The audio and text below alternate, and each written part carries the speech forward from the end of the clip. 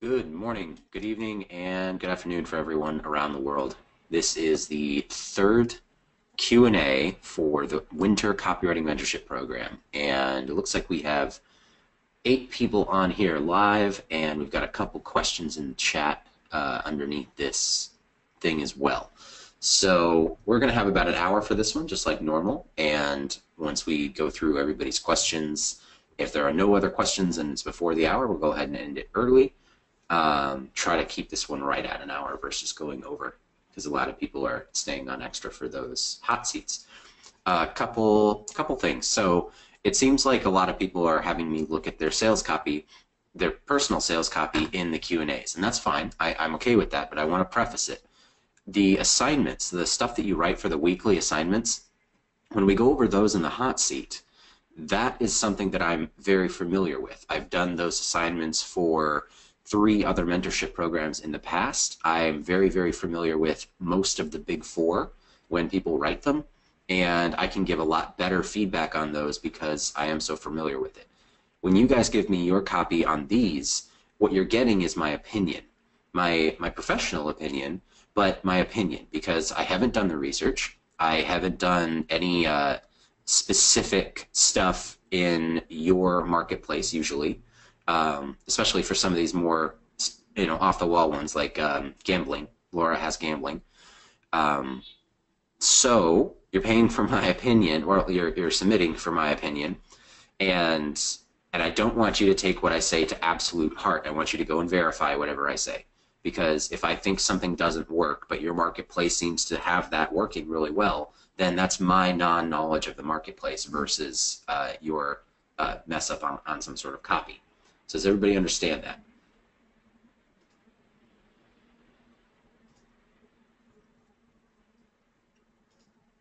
Okay. All right. So long as everybody understands that. Cool. All right.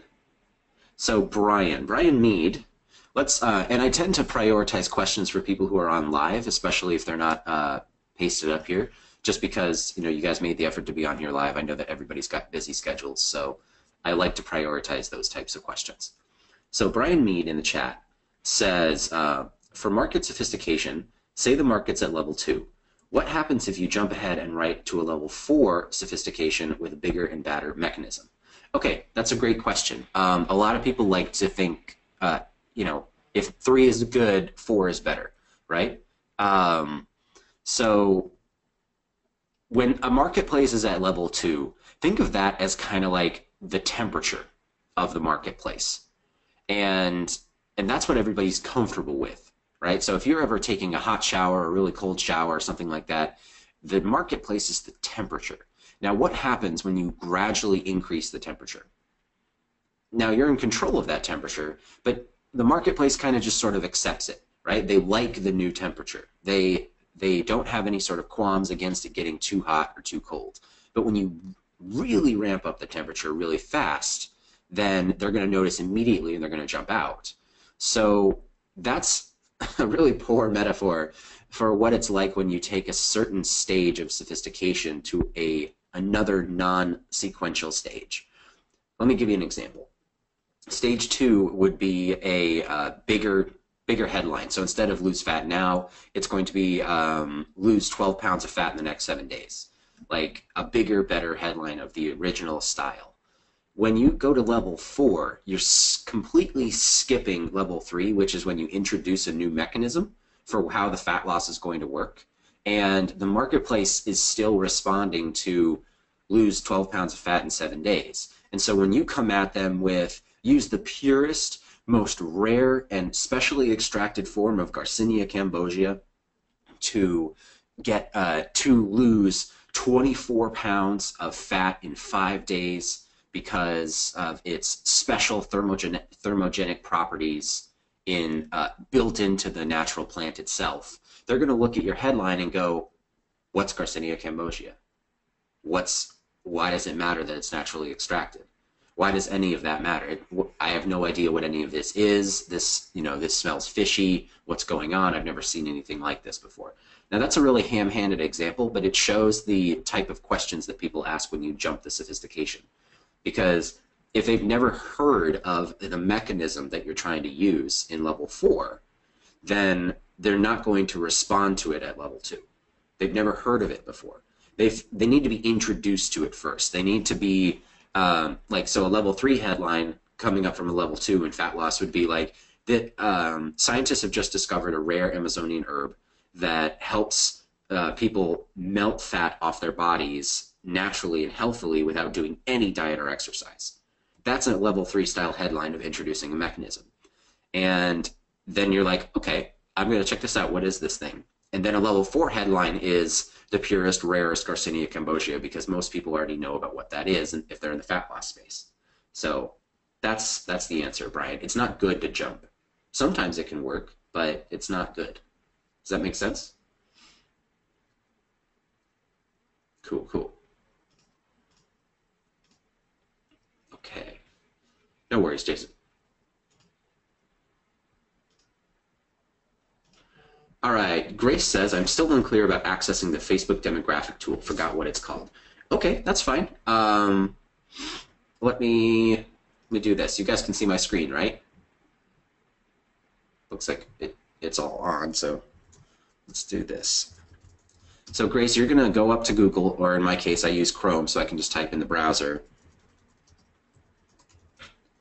I'm going to type in Facebook Audience Insights. I'm just going to click Enter or search wherever it's at, and then I'm going to click the first thing that pops up, Facebook Audience Insights. When I click on that, it's going to take me to my ad account, and my ad account in here has several drop downs right here: Ads Manager, Pixels, Power Editor, things like that. So if you're in your ad account already, you can go and click up here and click one of these things, which is Audience Insights, and then you're able to just play around with it. Can you get to it?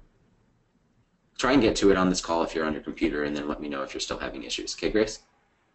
You shouldn't have any issues because you are in the United States. I know that some people internationally have not as many options in the Insight tool, and that's just a factor of Facebook segmenting and applying for local laws and things like that. So let me know if you get onto it.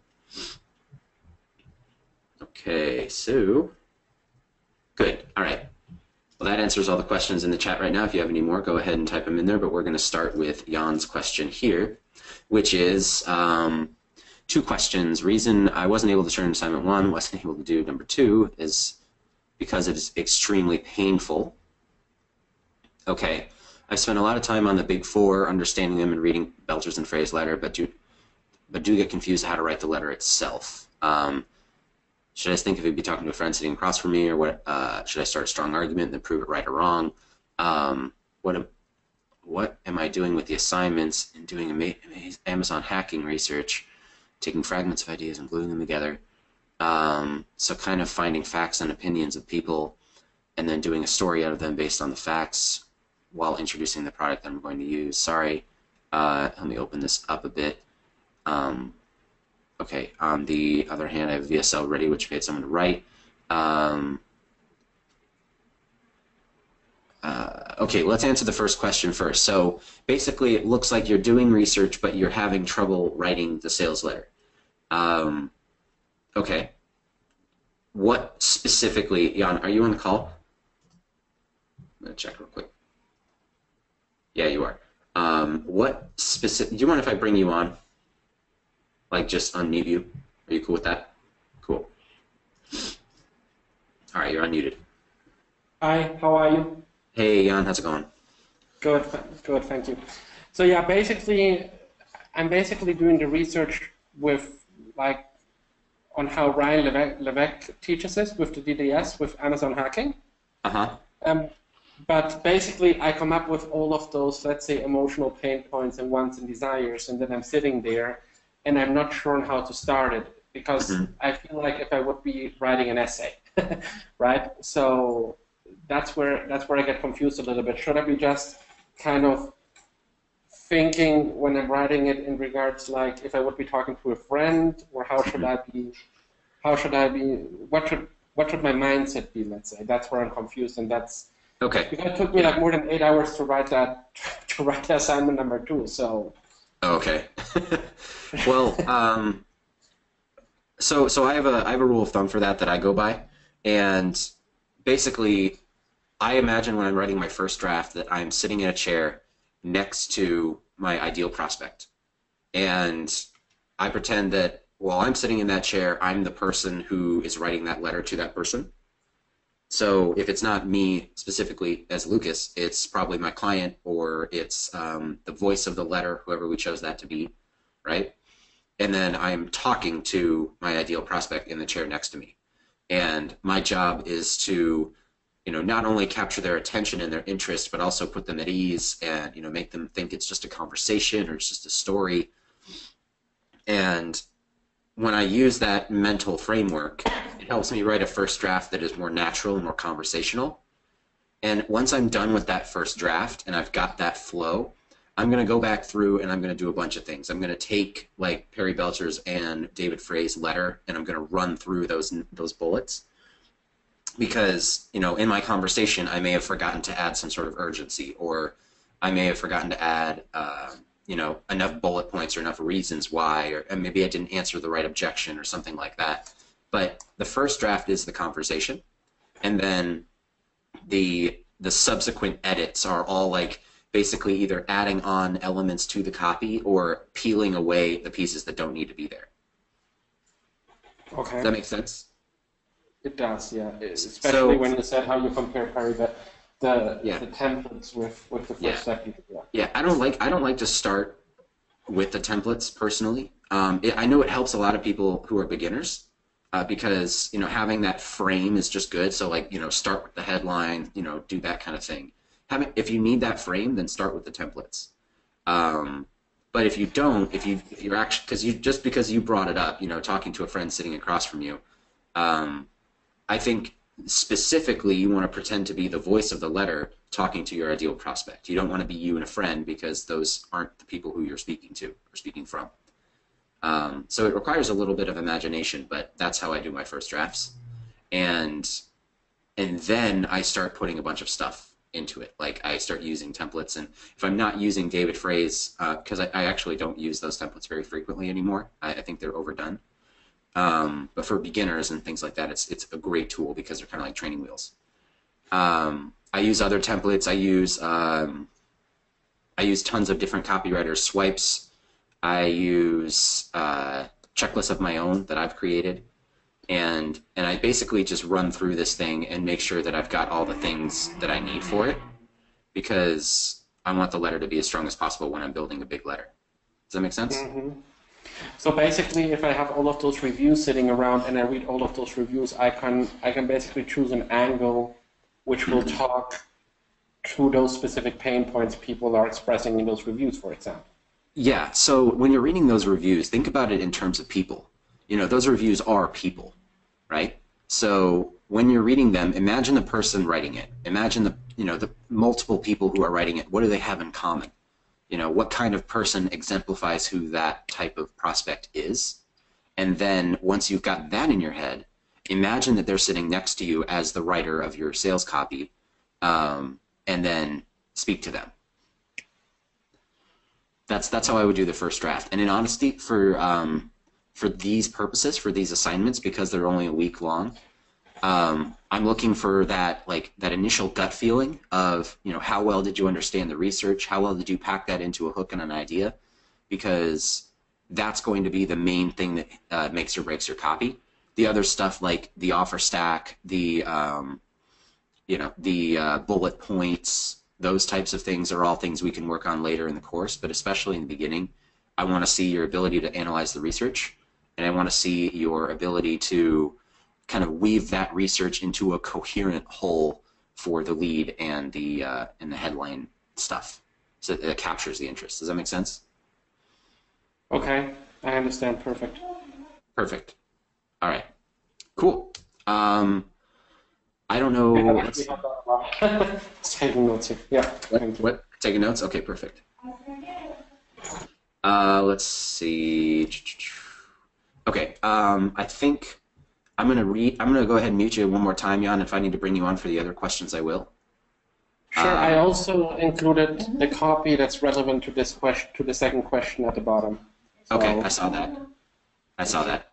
So I'll go ahead and work through those. Okay, thank you, Jan. Thank you very much, Lucas.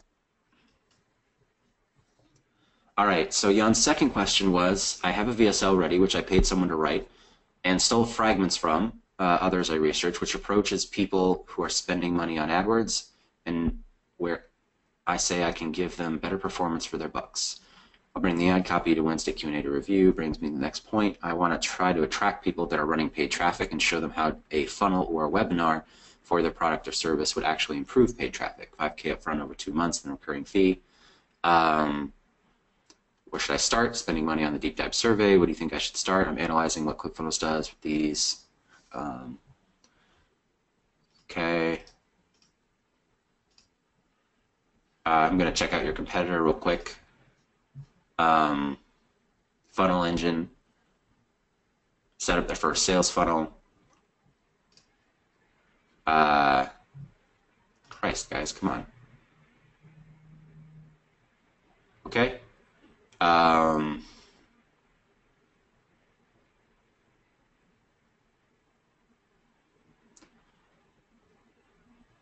Okay, so these guys are going for a very aware audience, very specific type of offer. They're basically going straight after ClickFunnels users, and they want to have those ClickFunnels users pay them to help set it up and then probably manage it. And they're being very upfront about what they're doing. This is not, I mean, there's information here you can glean, but I don't believe this is a good thing to model.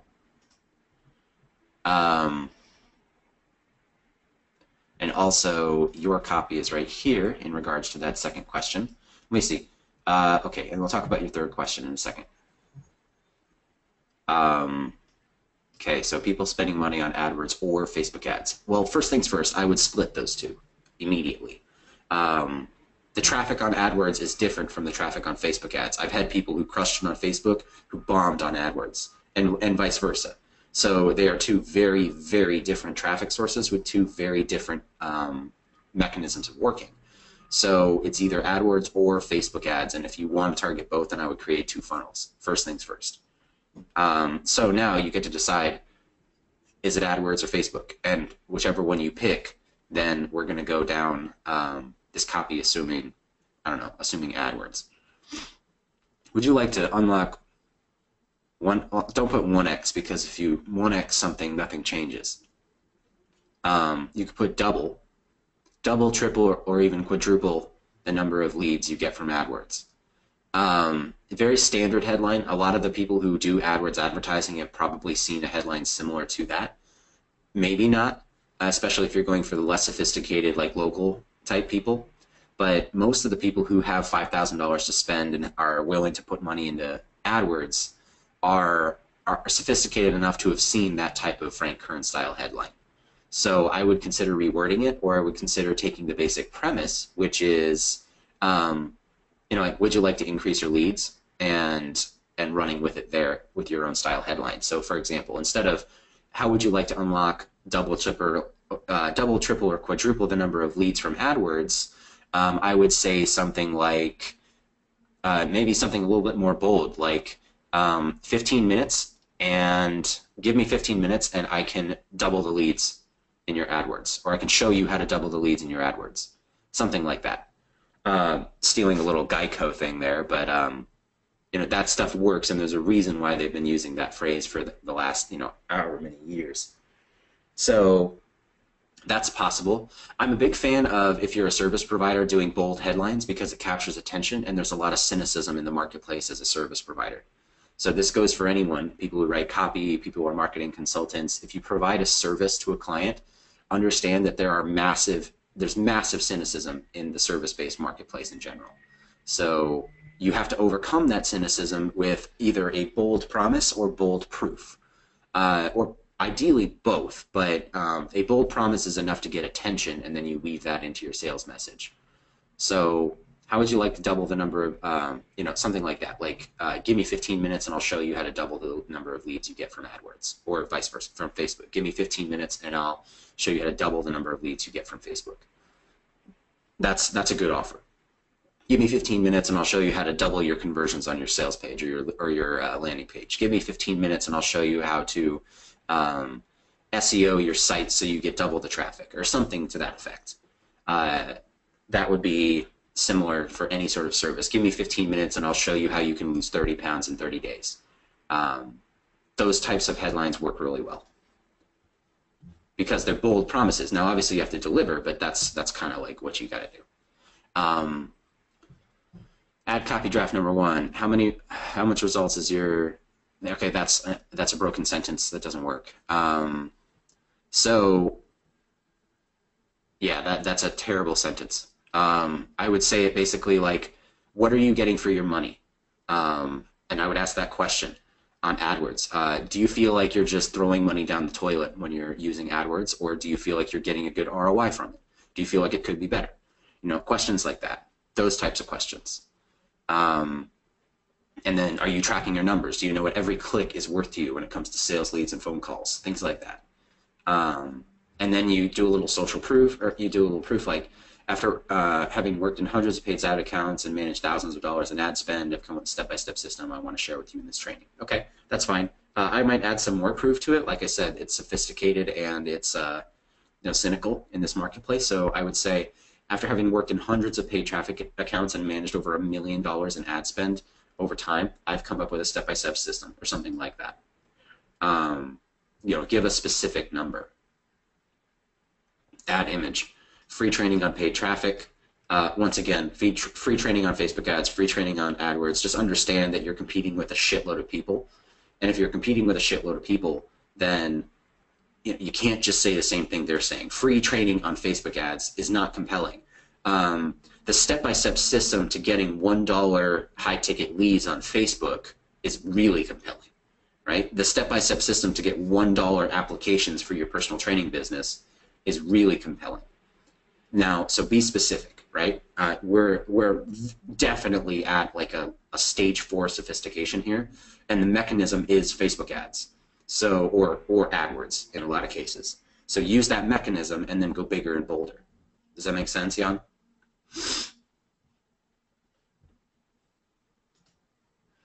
Okay, good. Okay, that's a good promise if you can pull it off. 2 or 3 times the number of leads from AdWords without increasing your monthly budget. I would, emphasize that word. Let's see. I would just be more conversational right here. You would never say this to someone. You wouldn't walk up to someone at a conference and say, is Google AdWords driving you crazy and melting your credit card down day after day with no results? No, you would not say that to them in person. You would say, hey, is Google AdWords stealing your credit card information? Or, do you feel like Google stole your identity and is just siphoning money from your account? Something like that is something that you could say in jest, but also is like actually painful for people. Say it conversationally rather than, kind of like carnival barker. Not to worry, I've created 20-minute training. I would say that would delete not to worry, and I would just say I've created a 20-minute training. I would say a short 20-minute training because you preface the word short, or you preface the 20 minutes with the word short, which automatically makes them think, short, 20 minutes is short. It doesn't work with huge discrepancies, but if you preface it with short, then their brain does a little bit of a backflip and goes, oh yeah, that's 20 minutes. That's just 20 minutes. Everybody has 20 minutes. Versus like a short 4-hour presentation doesn't work. But a short 20-minute one is right in that window of like believability. And okay, and yeah, like I said about the ad images and stuff, I'm not, honestly, I wish I was better at it, but I used to be good at Facebook ads. I'm no longer good at Facebook ads because that was years ago, and Facebook has changed a million times since then. So I don't know what images work anymore, and I'm not going to give you any advice on images other than like the typical stuff like babies, girls, and contrasting colors to Facebook's newsfeed are things that grab attention. But again, it's just attention. It's not interest. So consider that. I mean, you're the ad guy, so I'm not going to give you too many advice on images. You probably know what works. Does that make sense, Jan? Check, check. Mic check. Does that make sense? Is that helpful for everyone else? Those of you listening? Shane Hunter. Could you share that in a thread, Jason?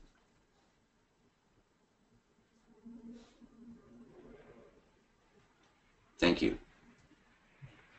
All right, let's see what we got. And the last question from Jan, and then we'll move on to the next one. Brian, I did see that you had a chat question, so I will go and answer that so it doesn't get lost. And then I'll go over to Laura's. So I have one last question on top of the others about the big four. Let's say I bring this to the level of a client. Person needing couples therapy, having ADHD, being depressed. Okay, which level? Are you talking about sophistication, or are you talking about awareness? And are you talking about a client for that psychologist? Or are you talking about the psychologist themselves who helps these types of people? A client for that psychologist who needs therapy. Okay. Cool.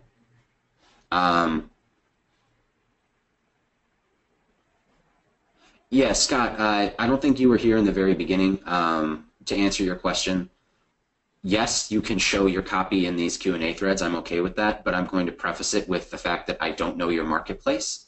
Usually I don't know your marketplace, and so if I give you advice, it's my opinion. It's not based on any sort of empirical research, and that means that I would take whatever I say about your copy with a grain of salt, because I don't have the research to back up any of my opinions on your copy, versus like an assignment that I assign you, I actually know what I'm talking about with those assignments because I've graded 3 other places, or 3 other mentorship programs. So yes, it's fine to share your copy, and I will go over it, but I'm not going to go over it very thoroughly, and I'm going to preface it with only having my opinion versus like having any empirical data to back it up.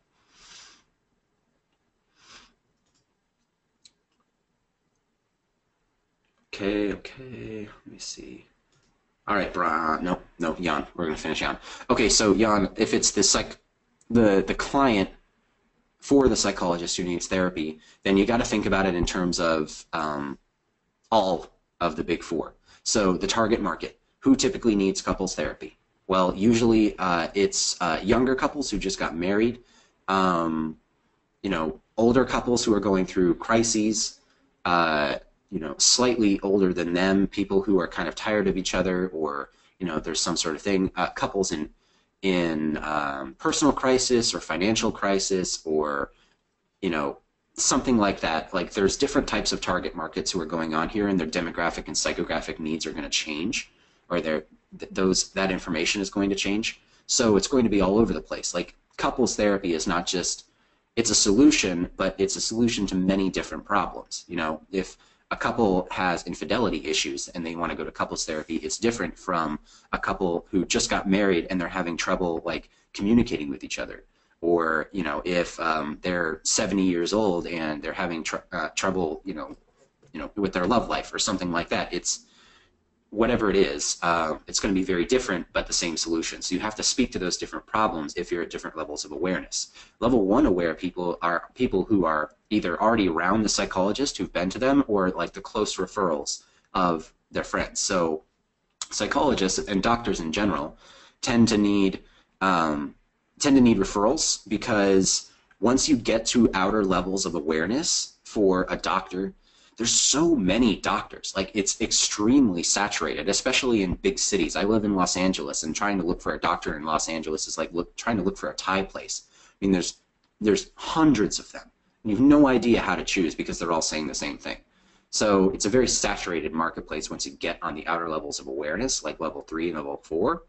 So they need to either say something different, say something specific, like this is only for these types of people. Like the #1 psychologist for like pre-divorce couples therapy, or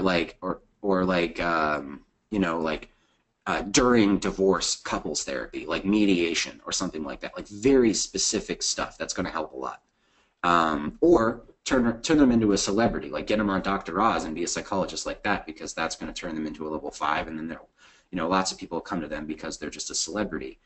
But it's very saturated right now for most doctors outside of the levels of awareness, but each client is going to be at a different level of awareness. So your psychologist client is going to have to look at every single type of person that they want to attract and think, okay, where are they at in life? What level are they at in terms of awareness? And where is the competition at for those types of people in terms of sophistication? Like when they go online, what do they see? What do they look for? What are they searching for? Those types of questions need to be answered. And they can be answered easier if you're being very specific to that person. Keep in mind though, especially for these kinds of like touchy issues, AdWords and Facebook don't really like really targeted stuff. So you can look and see if you can game it, but like you can't say, hey, I just saw that you switched your relationship status from married to single. What's going on, guys? You want some therapy? That's creepy, right? And Facebook doesn't like creepy because Facebook doesn't want to know, or doesn't want people to know that they are that creepy. And AdWords is kind of similar. Like you don't want the psychologists popping up in their newsfeed or in their searches for unrelated searches. So be very careful on how you execute it, but just run through the big four with that type of client in mind for any of the clients that your psychologist client wants to take. Does that make sense, Jan?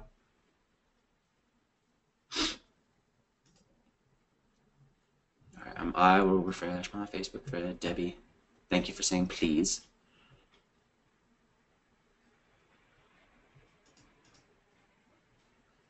All right. Okay, cool. So Brian Mead had a question.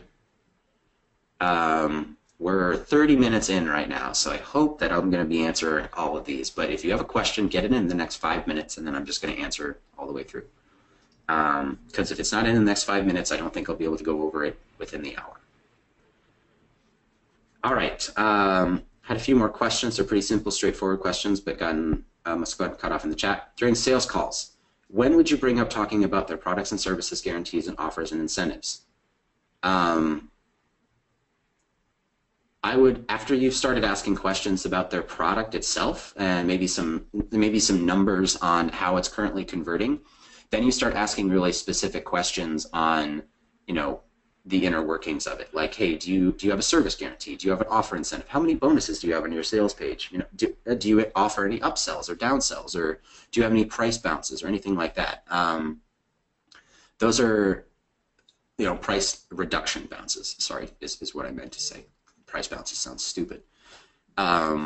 So, like those types of questions come after you've asked them, right? You've asked the big questions. You've got them talking about their product because you want to show your expertise, but you also want to kind of make them realize that you have more to bring to the table than just a, you know, okay, yes, I'll write your landing page for $20. For red flag clients, in your experience, is it better to just simply not take them on or weigh the pros and cons, money to be made, time requirement? Depends on your needs, man. Right now, I do not take on any red flag clients whatsoever, just because it's not worth my sanity or my time.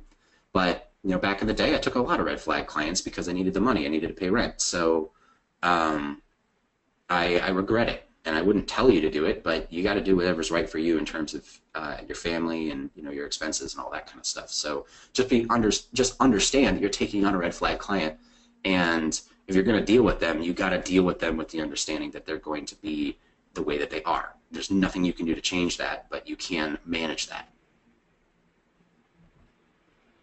Number 3, module 3, you mentioned you had resources to learn in direct mail, list buying.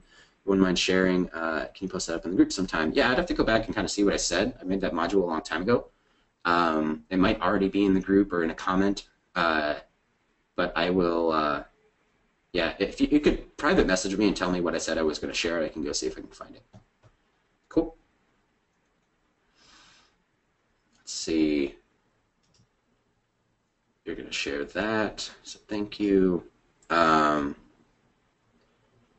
All right. All right, Mike Renard in the chat says, just working with a client in the anti-aging skincare space. I'm jumping into that research and wondering if you have specific process for identifying the primal desire and primal fear. Seeing a lot of possibilities jump out of my research so far. Also wondering if that primal desire changes depending on the product. For example, I'm researching women 40 plus and could see pride or envy being the primal desire for anti-aging skincare, but potentially a different primal desire as related to another product. Yes, if the product changes, if the target market changes, if the any of those types of things change, you've got to redo the big four, and it sucks. But think about it as, if you think about it in terms of the product, you start with the product and what it does, and then you start looking for specific marketplaces that would be good for that product, or that you think there's a need for that product, and then you start researching those independently.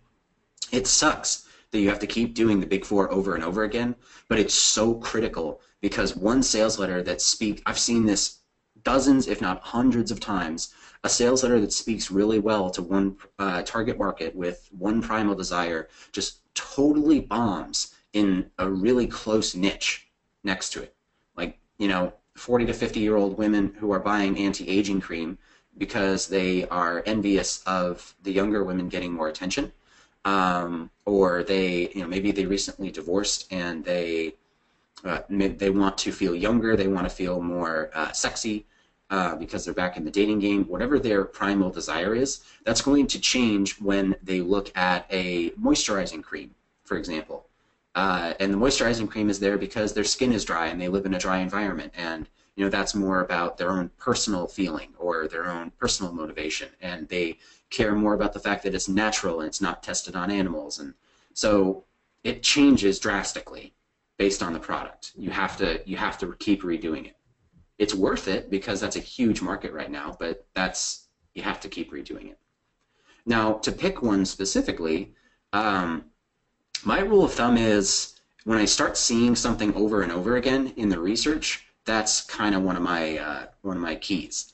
If I start seeing the same words, the same phrases, the same explanations over and over again, that's what I key into. If I'm seeing a bunch and they're not really related to one another, I don't think I've done enough research yet. And maybe I messed something up in the target market. Maybe I'm looking at too many people. Like, I've done that before where I'm reading Amazon reviews after I think I know the target market. I'm seeing a bunch of stuff for a bunch of different reasons. And then I go, oh, wait a minute, I'm reading Amazon reviews. I have no idea if this person's 20 years old or 40 years old or 60 years old. So you got to keep it specific, and that's when I go around and look for other sources. Like I look at Reddit or Quora, or I call people, or I look at survey data, or I download research reports from big research companies, or I look at comments in other places or Facebook groups with that type of person. Like I go all over the place and try and find something until I start seeing the things repeated. And once I see those repetitions, I'm like, okay, that's the one. I'm going to go with that. It might be pride, it might be envy, it might be a manifestation of both somehow that I need to quantify, but that's how I do it. Does that make sense, Mike? Cool. All right. Debbie. No, I'm sorry, Laura. I skipped over yours. Laura. So this over here. Okay, let's do this. Tell me if it switches.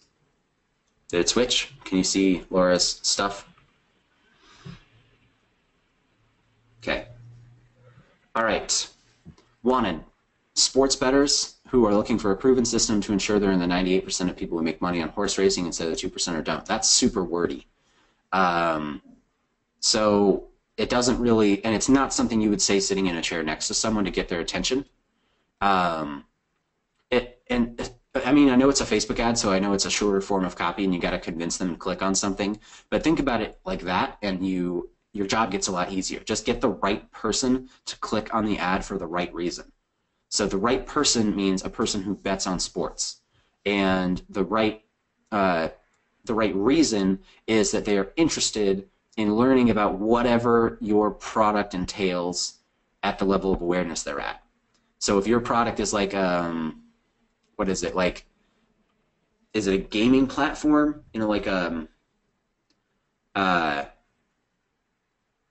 What is it? I'm not gonna guess. You gotta let me know what it is, Laura. But if it's like a software of some sort that allows, or like a online platform for them to go gamble on, then it's not the only option, I'm sure. And if it is the only option, then you can market it as the only option. Like, hey, you want to bet on horse racing from your living room type stuff?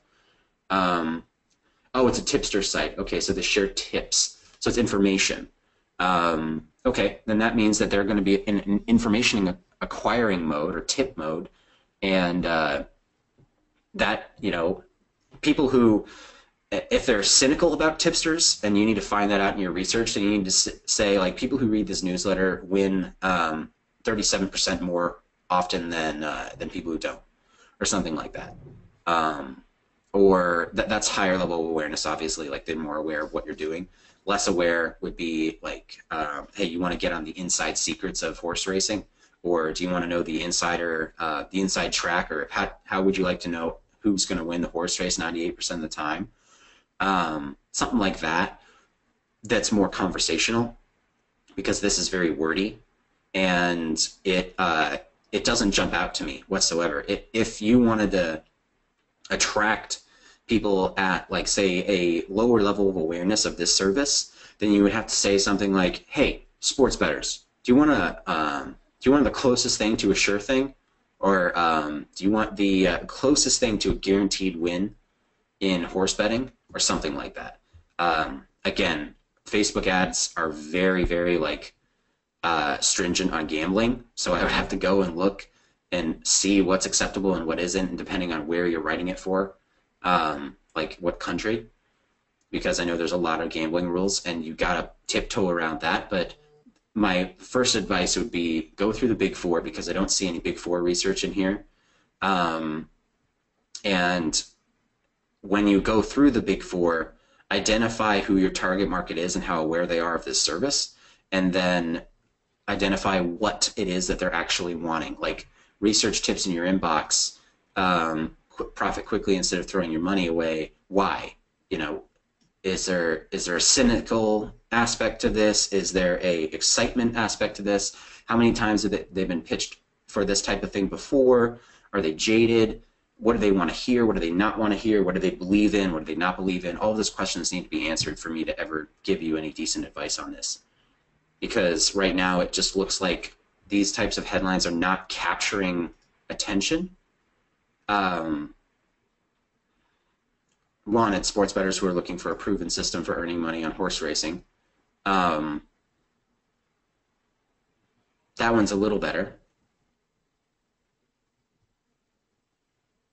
But at the same time, it's just not really super jumpy capturing.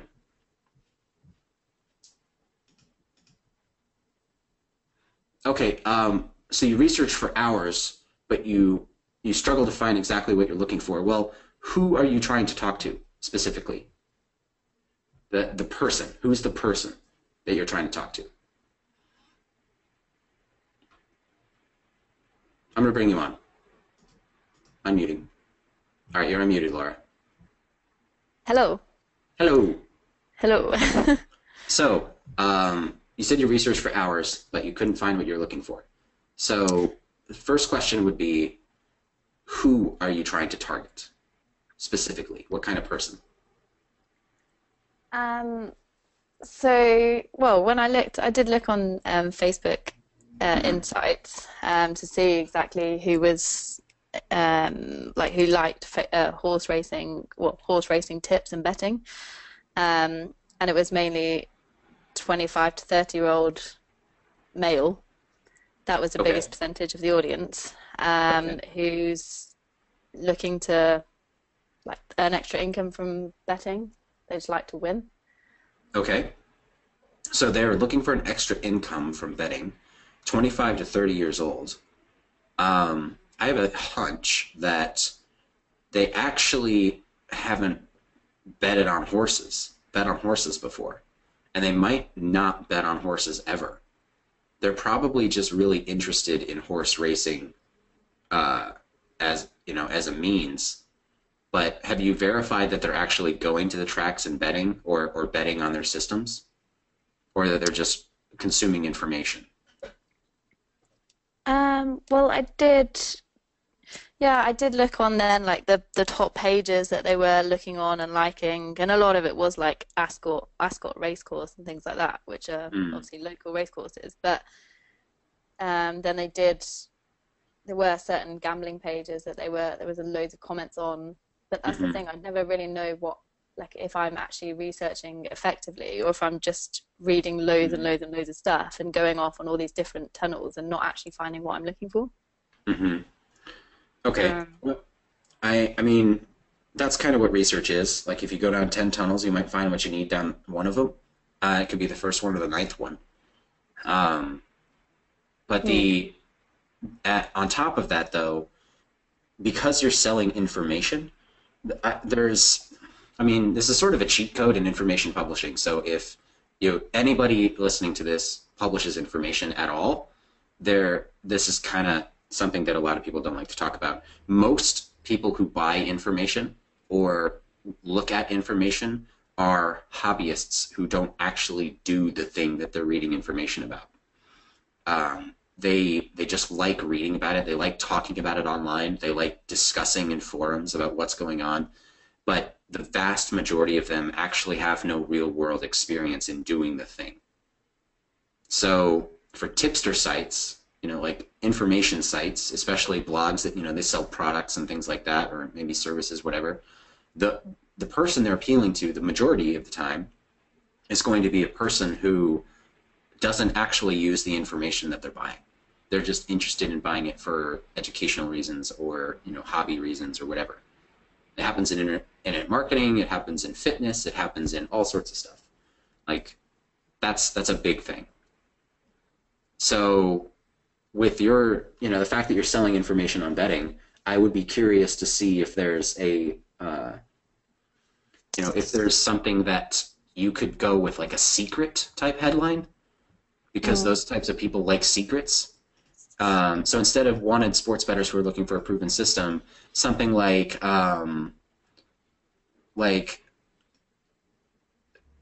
do you or what would you call them? Sports bettors, horse racing bettors?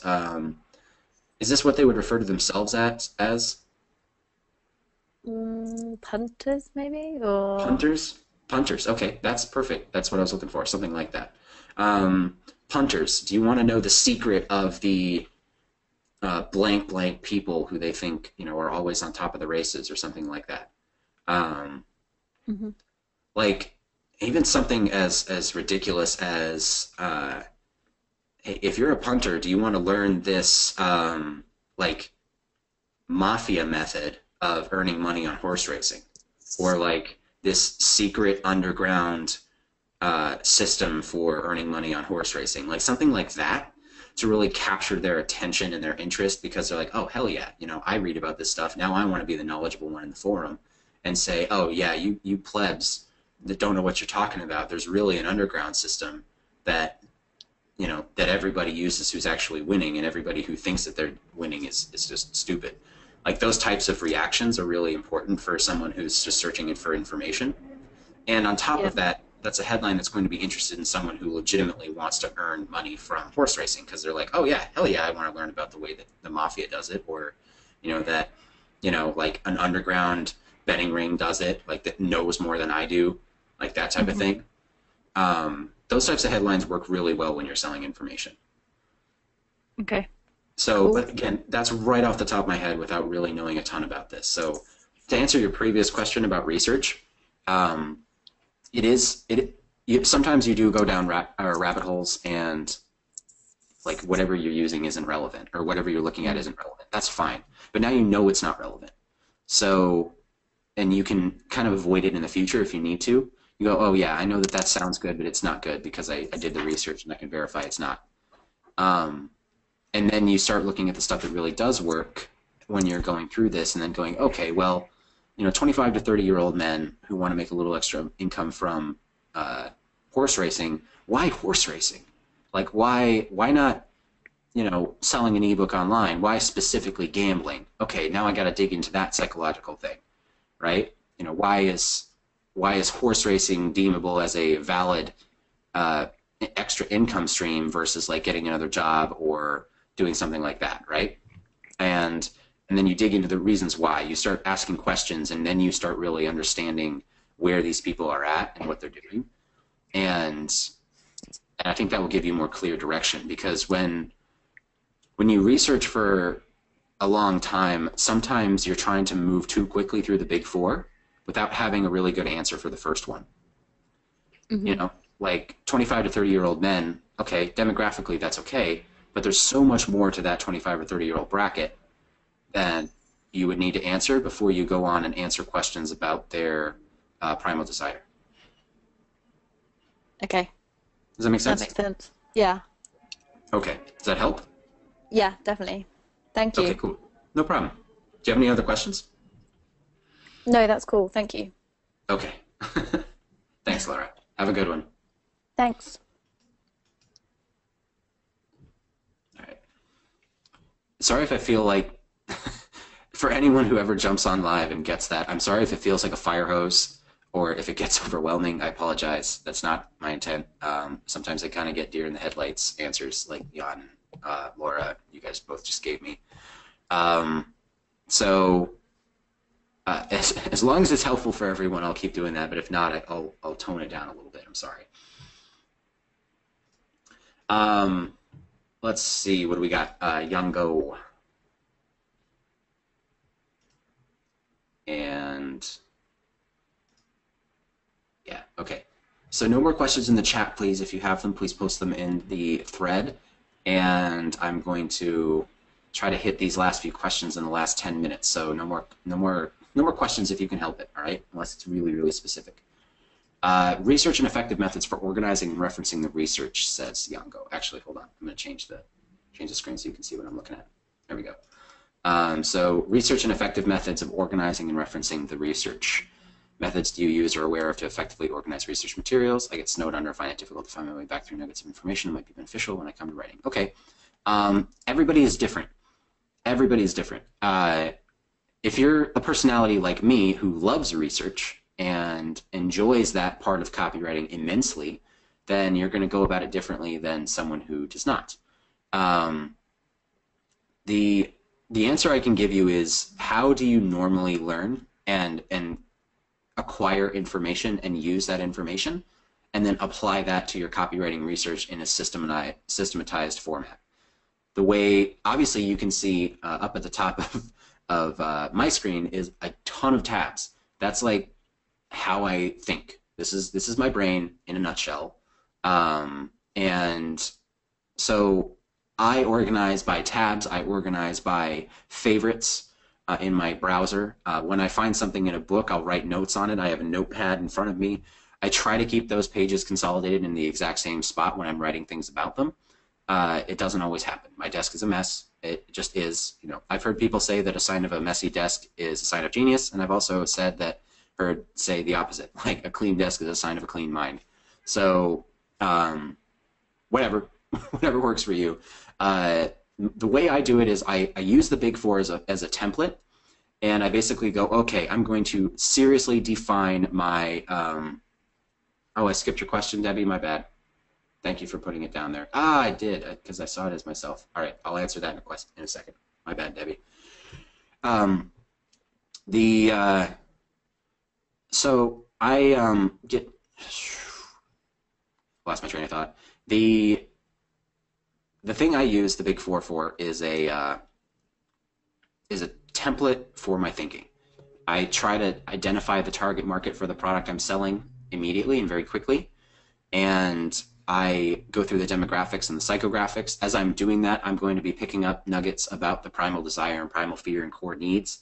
I'm going to be writing all those things down. I'm going to be asking questions. I'm going to be asking why. I might journal to myself a little bit, and I compile all of that. Once I've got that together, I'm going to start doing awareness research and sophistication research. And once I've got all of that thrown together, now I've got a ton of information in my head. It's just sitting there, and I've got a bunch of ideas for hooks and big ideas, and I've got all this like awesome copy gold sitting in one little pile or in one little folder in my computer, and I start looking at all of it, and then I just start writing my conversation.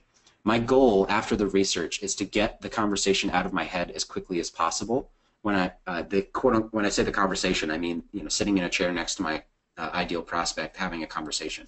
I want that out of my head as quickly as possible after doing the research, because that's going to give you the rawest, most intuitive understanding of what you just researched, in my opinion. Once you do that, then you take it through a bunch of filters to make sure it makes sense. But if it doesn't, if you don't do that first, then you're going to be really clinical about it. And people don't speak clinically. And people don't even write to their friends clinically.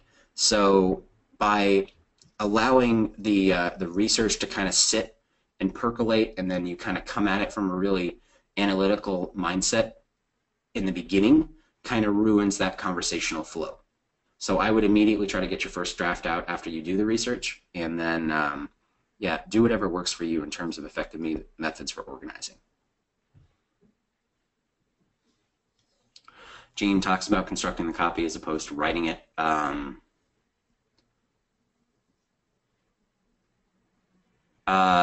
You felt like a hack because you're not doing creative work?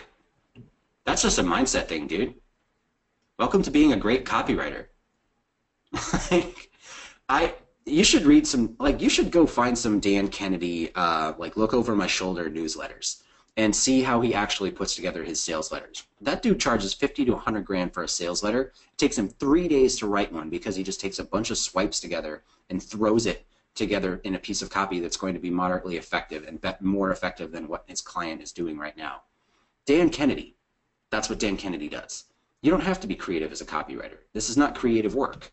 Now when you go into more stages of sophistication and you're trying to build a brand and do all that kind of stuff, you can have some creativity to it. But yes, you're finding it. You're not creating it. It's not up to you. It's up to the marketplace. And when you put your own ego into it, that's when it all fucks up. So, you might think, I'm the greatest copywriter ever, I'm just going to write this letter, and it bombs. Versus you do the research, and now you found the big idea, and you feel like you didn't earn it because you didn't sit there like madmen with a glass of whiskey staring at your ceiling for 2 days. That's not how this works, and that's not how you should be working. I mean, I think that's a mindset thing, dude.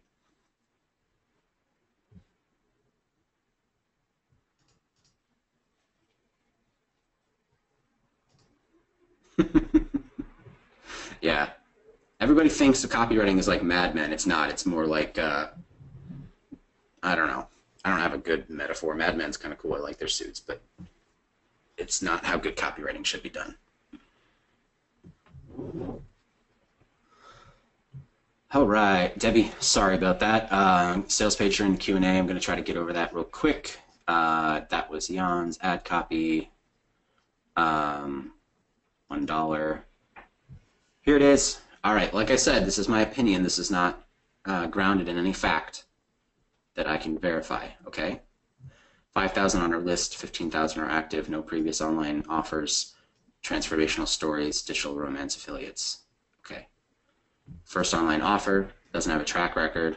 As proof, several stories. Okay, earn top commissions on a total health program, Dr. Mary's Reset Revolution.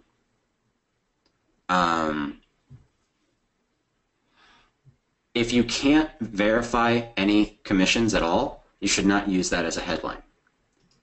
So she doesn't have a click-through rate or any sort. It's her first online offer. So affiliates will eat. They'll sniff this out because if you're going to claim top commissions, you need to show top commissions. So that needs to be part of the proof element. If it's not okay, or if you don't have anything to prove, then you need to say promote revolutionary effective total health program or something like that. Dr. Mary's Reset Revolution, and then you talk more about the size of the marketplace. Women who want to feel great. This is a huge market. I would say I would be very real up front.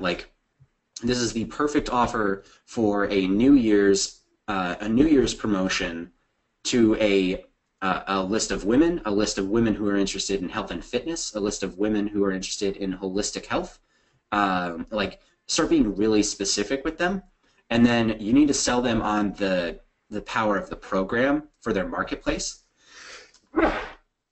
Sorry, because they're going to either they're going to promote for you because they feel like it's a good program and you pitch them on the program, and you basically say, here's the link to the sales page that explains the whole thing, so you don't have to talk about it here. And then your angle for them is going to be, you know, a lot of the offers out there are old and tired, and people have seen them. This is a brand new offer. It's extremely effective. We have lots of case studies on how effective it is, and you get 50% commissions on this price. So if you want to promote something new and exciting, go from there, versus, you know, if you want to get top commissions that don't exist yet. Free tickets, okay. Vacation time, get wasted. Okay.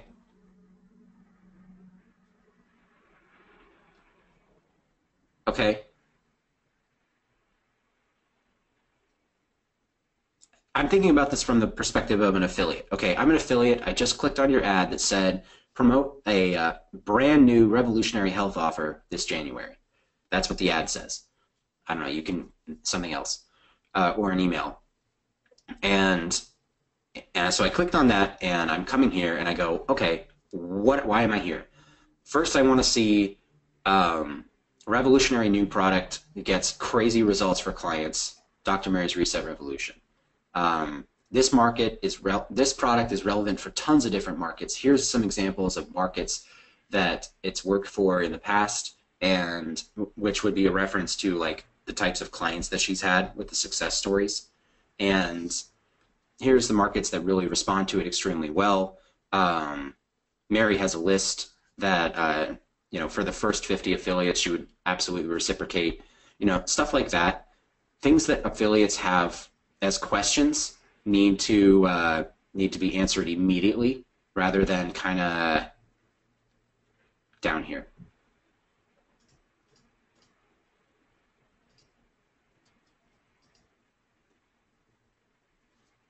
Does that make sense, Debbie?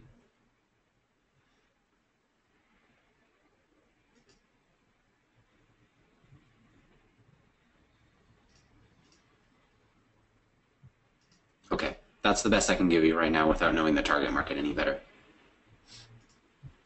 All right. All right, so we're at 102 right now. Miri, I want to answer your questions real quick, and then Debbie, I'll talk a little bit about positioning. So no more questions, though.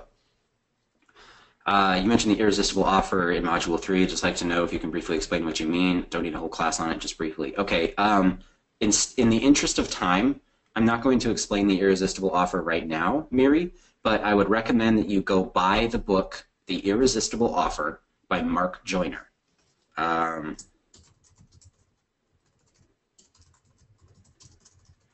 I spelled it wrong, but you get the gist.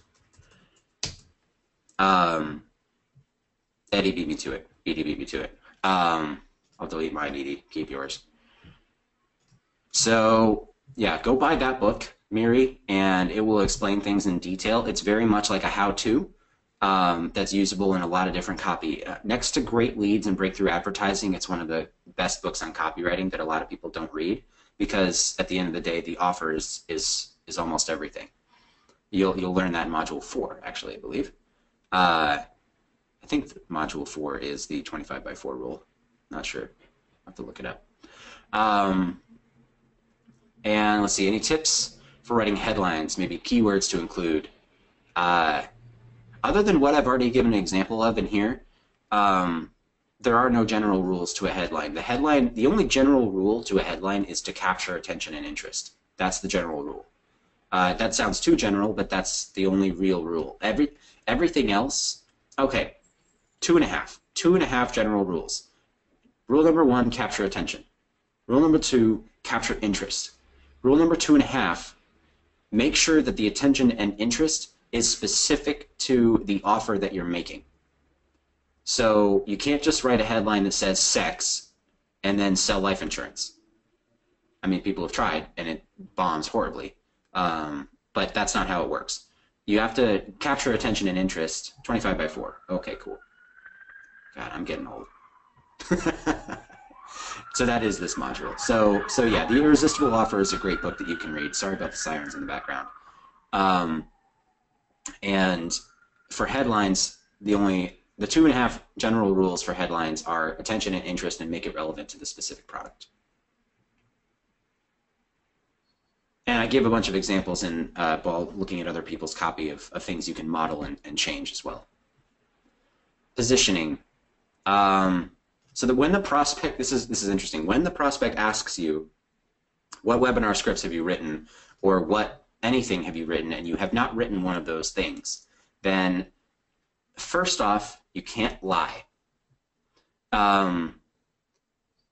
But you can frame your experience in the best way possible.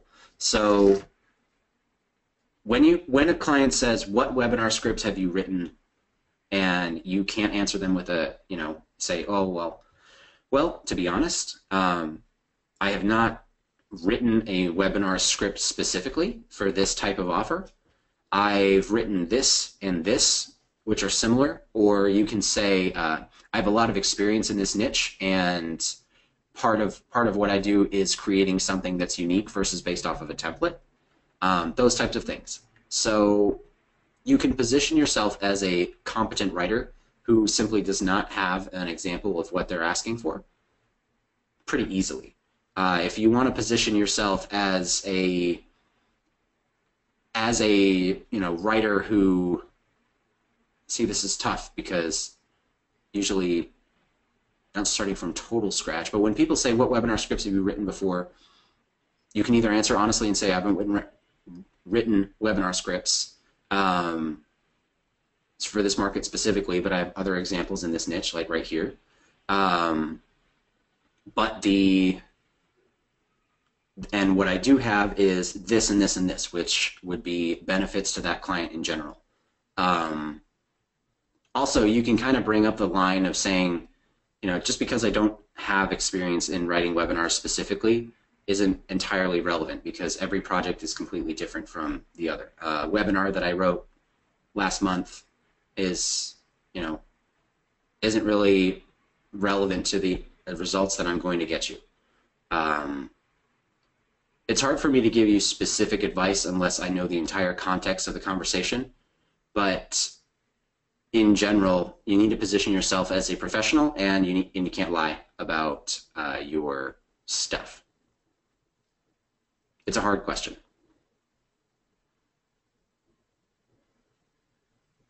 The other option would be take this for what it is and make it a point to write a sample of a sales webinar or a VSL.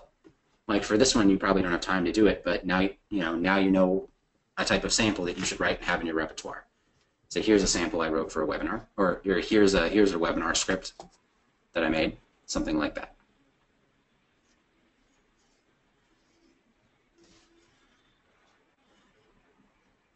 Does that make sense?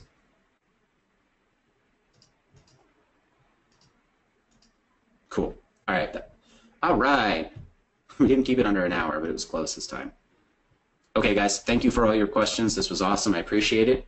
Hopefully it was helpful for everyone. And I will see you inside the group. Assignments due on Friday at midnight, Pacific time as usual. Hot seat is next Monday at noon, of course. And if you have any other questions that need to be answered, either post them in the group or tag me, let me know, and we'll get those things answered as quick as possible. Thank you for being here. Thank you for your time, and I'll get this thing uploaded as quick as I can afterward. YouTube has been taking a while to upload things, so I apologize for its speed. Have a good one, guys.